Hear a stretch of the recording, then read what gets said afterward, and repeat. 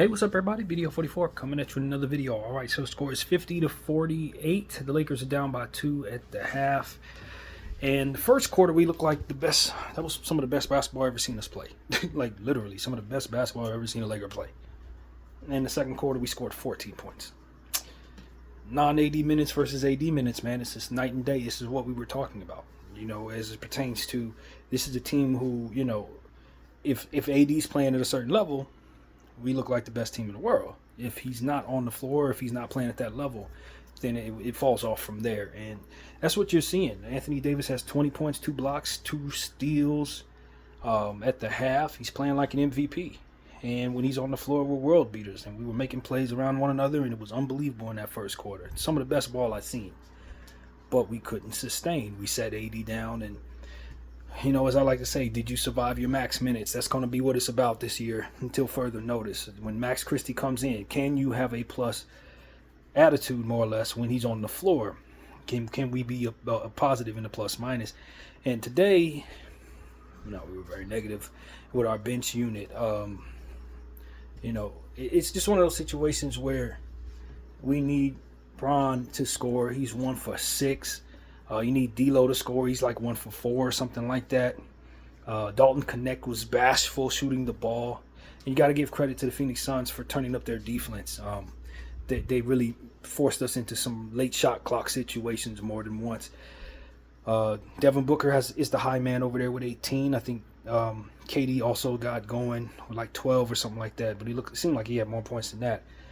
But I'm a little frustrated because I just know that the problem is that we just don't have a very strong bench. We have an amazing starting unit. Rui Hachimura is 4 for 8 from the field. He looks great. But it's like everybody else going through the motions. I need Dalton Knecht to not be bashful, man. A lot of those shot clock, I ain't going to say a lot, but maybe 2 of those shot clock situations was him passing up opportunities to shoot the ball. And then opportunities where Austin Reeves is open in the corner, we're not getting him the ball. It was 2 plays in a row where Austin Reeves found himself open from behind the arc and people trying to force the ball in different positions, in different places. And inbound by D'Lo, he tried to pass it to Rui in the crowd and Austin was open. And in another situation where I think Bron was trying to pass it to somebody else or something like that, and Austin was open very next play. It's like, yo, can we find Austin Reeves? He had already hit a 3, and he's playing pretty well. So yeah, this very frustrating second quarter. We still got a long way to go. And as I said, we got to pull our shoulders out of the socket to get this win. I'm not surprised by what I'm seeing here. The Phoenix Suns are playing some very good defense, very disruptive, very physical, as we always say. And we have got to figure out how to be a cohesive basketball team without Anthony Davis on the floor. Because if we're living and dying with whether or not AD is playing like he's been playing, we're not gonna live. That's not gonna work. So that's really what it comes down to. Jackson Hayes came in, not so good. Jackson Hayes, to be honest with you, turning the ball over, fouling, not great look there. Gabe Vincent, not really helpful. He just kind of came in, turned the ball over, missed shots, a -8 hit the half. So we just need something out of other people, man. We need Dalton connected to shoot the ball. Don't be hesitant, because when AD sits down and you're in the game, you're probably our best bet to get easy buckets from behind the arc or wherever you're going to shoot. So if you catch the ball, shoot the damn ball, man. Like, that's my thing with Dalton tonight. So Max Christie actually didn't play all that bad. The first couple of minutes with him being on the floor just was not good, but he did some good defensive things. He hit a 3 at the shot clock buzzer.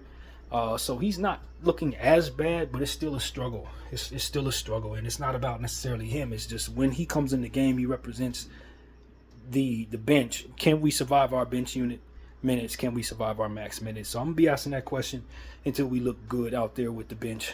And it's going to be difficult, man. I'm just telling you right now, the second half is going to be very difficult, but we've been finding ways to win, and we're going to have to find a way right now. We blew an 18-point lead in this game, which is a bit frustrating because now we have 2 games in a row. We've been blowing double-digit leads left and right and just so happen to be winning these situations. So we'll see. We blew 2 14-point leads in the last game, and now we've blown an 18-point lead in this game. So, it's a game of runs and droughts.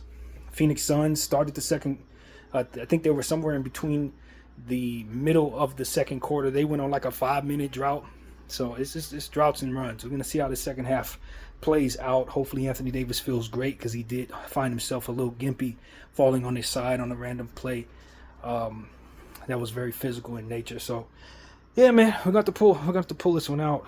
It's not gonna be easy. Phoenix is intentional on making it hard on us, and we got to get back to what we were doing in the first quarter because we look like gangbusters for real, but not sustainable, unfortunately. So that's pretty much what I got to say, man. Keep fighting, Lakers. BDL 44. Thank y'all for watching. I'm out.